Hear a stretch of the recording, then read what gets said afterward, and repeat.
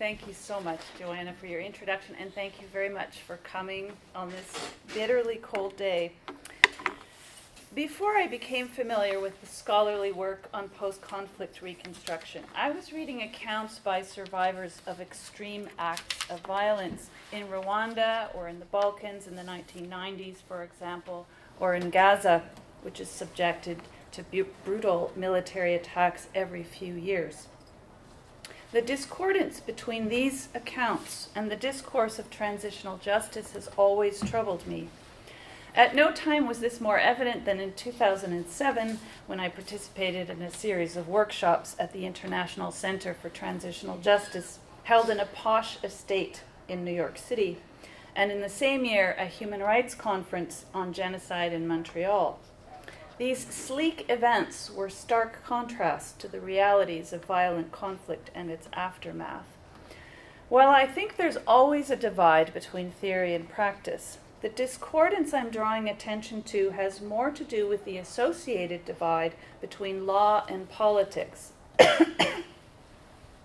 The complexity of the struggle to rebuild a community or a state after violent destruction defies the imagination, of course, and it defies a universally applied system of mostly juridical measures like those promoted by transitional justice, namely criminal prosecutions, truth commissions, reparations, and institutional reforms.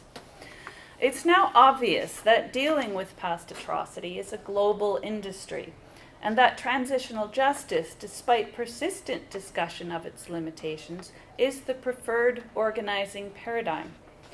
But while critics have rightly pointed out the limits of judicial responses to atrocity, they haven't addressed what I argue is the most glaring blind spot of transitional justice mechanisms, and that is politics.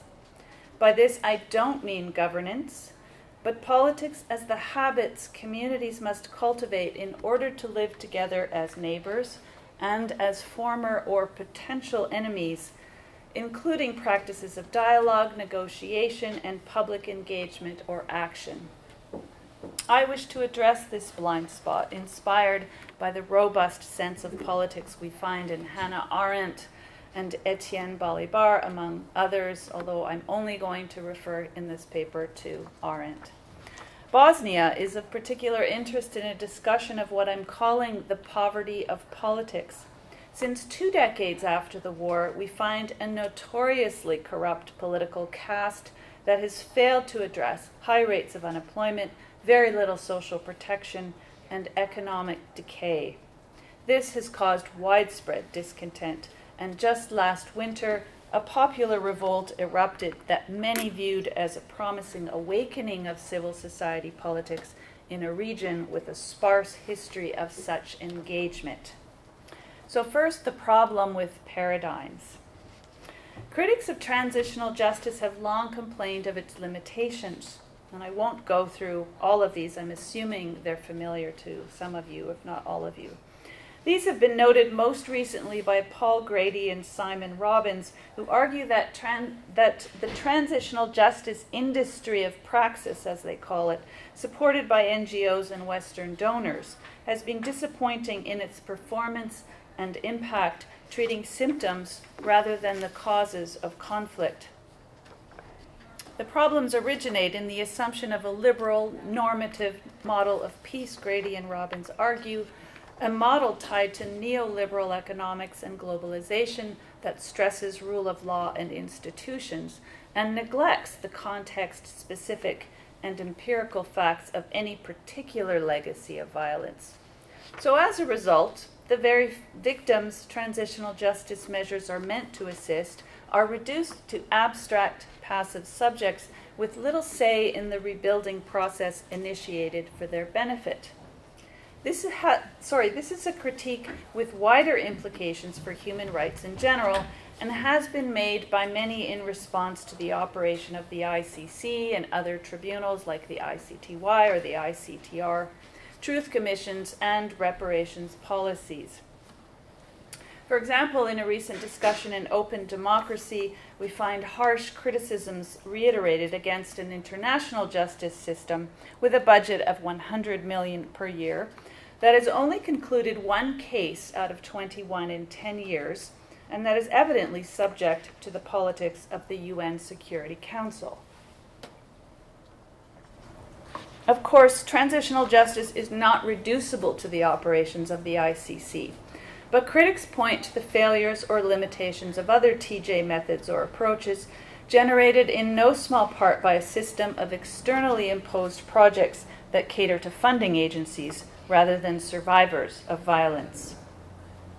The response to such criticisms has been to expand the reach of transitional justice to include what has normally fallen under the rubric of older paradigms like reconciliation or conflict transformation. These terms continually evolve. Now I think conflict management or something else is the favored term, that tend to emphasize civil society needs and agency. To the standard TJ operating procedures are added community trust building and reconciliation strategies. Implicit in the mission statement of the International Center for Transitional Justice, for example, is the claim that justice, understood here as criminal justice, is a necessary prerequisite to peace. Yet there's no evidence to suggest that trust and harmony ensue when criminals are put behind bars. The popular refrain, "No peace without justice," is an empty slogan, so far removed from any actual circumstances that it is meaningless. Not surprisingly, we find the same expansionist drive among peace-building scholars and practitioners who are less judicial in their orientation, but who wish to acknowledge the importance of justice for peace. To their local and institutional practices of dialogue and trust-building efforts, they add the strategies of truth commissions and criminal prosecutions. So while TJ theorists claim peace is part of justice and defend their interest in victims and civil society or bottom-up approaches, peace theorists claim justice is part of peace and defend their interest in judicial processes or top-down approaches. Both of these fields of scholarship and practice idealize their preferred organizing principle and don't often acknowledge the problems inherent in their use. Peace and justice are nebulous foundational concepts. They represent the good, everything that we ought to value. No moral person can reasonably be against peace or justice. Both terms stand in for any number of virtuous objectives: the absence of war or violence more generally, reconciliation between former enemies, punishment and accountability, the end of poverty, and so on. And now we have environmental sustainability, the protection of indigenous rights, and so forth. The lines between these paradigms are increasingly blurry. Even if justice and human rights organizations, for the most part, remain within a legal and normative framework to deal with the past, while discourses on peace tend to focus on non-legal reconciliation processes, most often at the community level. They both assume that justice is synonymous with the law and peace with social harmony. When we work towards these powerful ideals, we naturally feel good about ourselves. We don't want to be skeptical about them. When these are our foundational concepts, politics disappears, because neither of these ideals admit the agonistic or antagonistic elements of public engagement which necessitates pluralism, contestation, and negotiation. In the place of politics, we find technical methods that are increasingly refined and universalized, and that presuppose an abstract, common humanity. This is evident in the discipline of peace studies, which never wanted to be political, as Ranabir Samodar suggests. Could we not say the same of transitional justice? Its popularity attests to our faith in the law to solve our problems, because the law purports to balance the scales of justice. We rightly want wrongdoers to pay for their crimes. And when they're forced to do so through imprisonment or through their own suffering, we feel the triumph of good winning over evil. A baser version of this response is the triumph of vengeance. which is difficult to condemn when facing a person who seeks justice for loved ones killed by her neighbors, for example. But the catharsis and satisfaction in either of these cases is short-lived. Victims of violence have desires that need to be problematized, desires only temporarily relieved by seeing perpetrators put in prison. And given the massive numbers of killers in many of today's conflicts, it goes without saying that most victims are left dissatisfied on this score. The law gives us deceptively simple answers, a clearly defined right and wrong, to be rewarded or punished. When it comes to victims and perpetrators of violent political conflict, very little is black and white. Neither respect for the rule of law nor an extensive criminal justice system are effective solutions for communities remaking destroyed worlds. The law, like governance, has to do with management, with organizing, ordering, policing, and punishing. Necessary, always necessary in some form and within limits, but the law should make no claims to ushering in a just world or lasting peace. Law is tidy. It dislikes contingencies that it can't accommodate. Politics, on the other hand, is never tidy. In fact, to make it so is to rule out everything that makes it politics. When I refer to politics here, I don't refer to the methods with which we organize ourselves in societies. The structures, I don't mean the structures or institutions we create in hopes of living relatively peaceably within states. Neither do I mean politics simply as power relations between groups, as in something becomes political when an abuse of power occurs. For example, feminists have always argued the personal is political because of potential power differentials in the privacy of the home. I'm thinking of politics as fundamentally about learning to live together. This includes contesting governing powers, fighting the injustice and inequality that our management of society legitimates, negotiating plurality, and dealing with conflict as an essential element of this plurality. Under a state socialist system like that of the former Yugoslavia, as under totalitarianism or fascism or any kind of tyranny, this plurality and contestation is not permitted. Voices are silenced. There's only the isolation, same thing, of individuals, prevented from collective participation in the determination of how they shall live together as communities. Dissent might be punished by imprisonment or death. In Tito's socialist Yugoslavia, this absence of politics in the sense that I'm giving it is perhaps the main reason why the propaganda that provoked ethnic hostilities in the early 1990s succeeded in getting people to kill each other. Isolation, obedience, the lack of agency, these create a rich breeding ground for the fear of and suspicion toward fabricated enemies. And when there is an absence of pluralist political activity among citizens, the void is quickly filled in by those who lust for power. Hannah Arendt worried that politics is always at risk of vanishing and needs to be preserved. The public worlds we create, she calls these spaces of appearance, are assaulted on all sides by violence and ideology, and by the deadening isolation caused not only by tyranny, we should take note, but by mass consumerism. Politics shouldn't be reduced to the question of who rules whom, she says. It's not merely the competition for domination. Politics is what arises between human beings.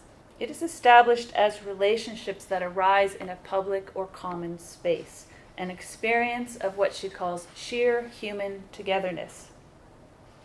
Because wherever people come together, she writes, the world thrusts itself between them, and it is in this in-between space that all human affairs are conducted. She explains with the help of an analogy that I'm quite fond of. This world is like a table around which we all gather, that both relates and separates us. It gathers us together and yet prevents our falling over each other.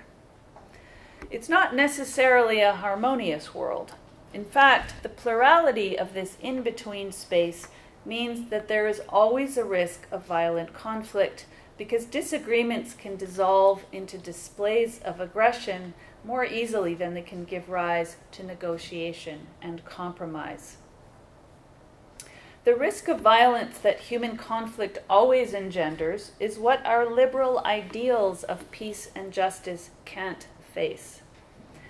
But when we eliminate the risk of violence, we tend to eliminate conflict, which can result in an enforced peace, one that needs constantly to be secured, as we see, whether globally with the use of drones or fighter jets, or locally with tanks and a militarized police force.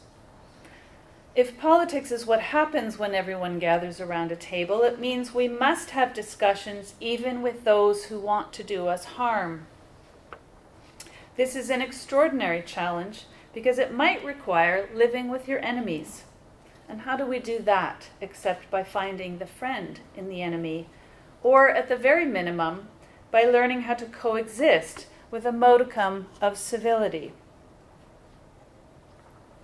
The law certainly helps us with the latter, but not the former. Discussion around a table has its limits, and no one knows this better than those who attempt to negotiate with their enemies. Politics is not only speech, but action.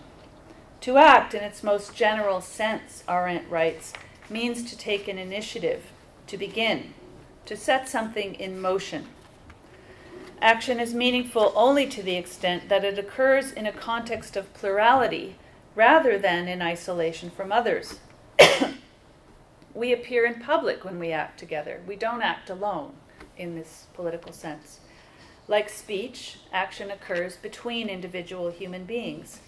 In other words, interests arise only in the context of the collective or the group. They lie between us and they bind us together.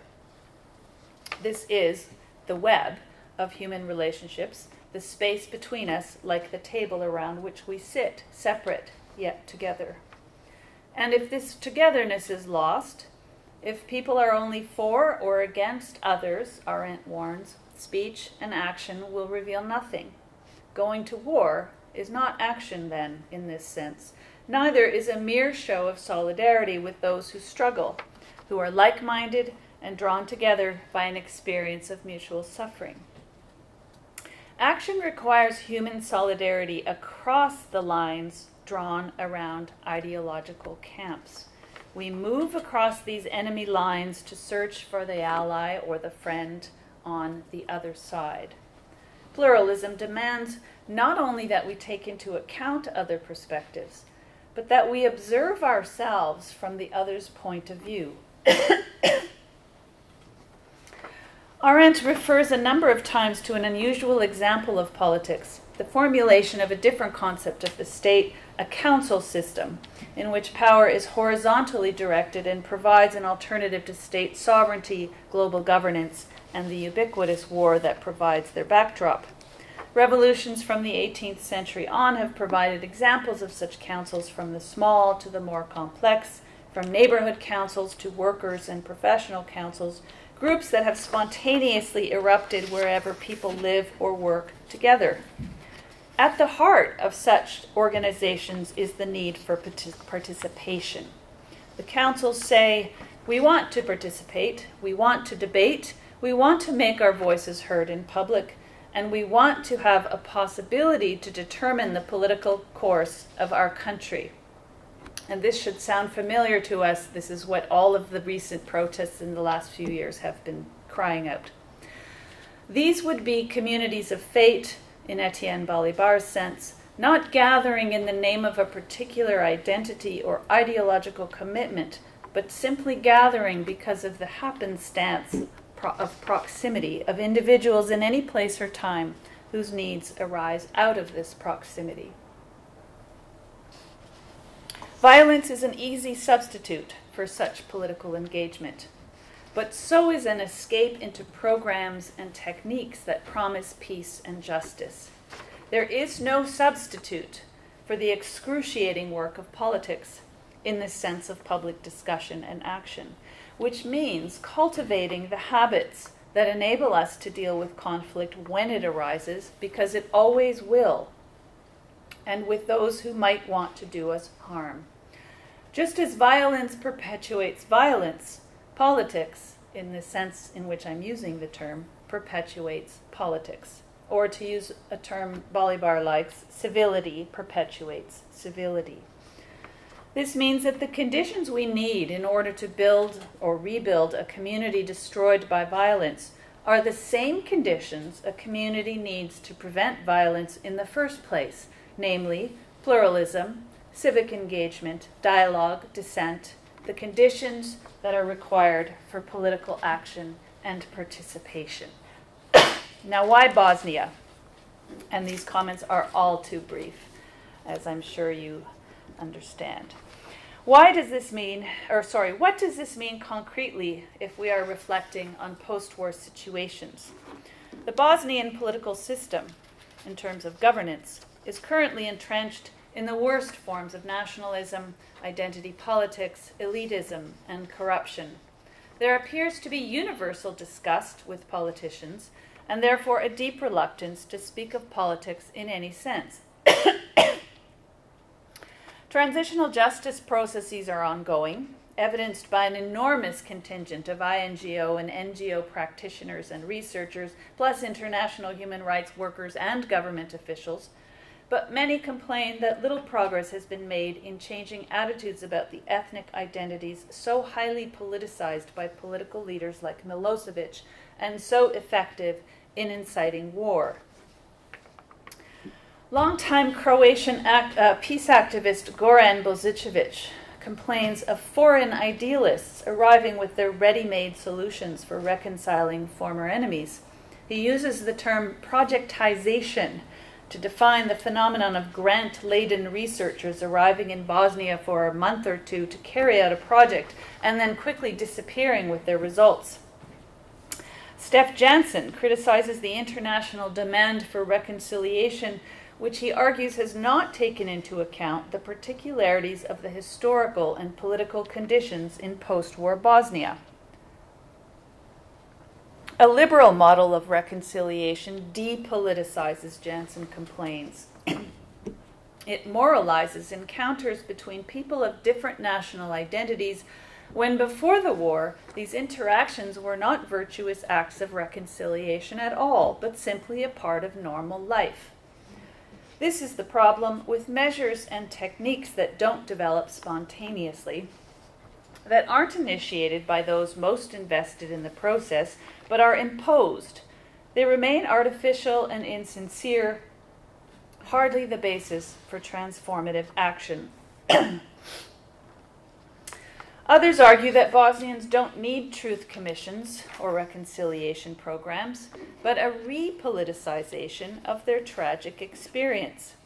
Boris Budin, for example, points out that if it is an overall depoliticization that Bosnians have been suffering from, then they must invent a new form of political solidarity that is not reliant on nationalist identifications and make a clear commitment to the cause of their emancipation.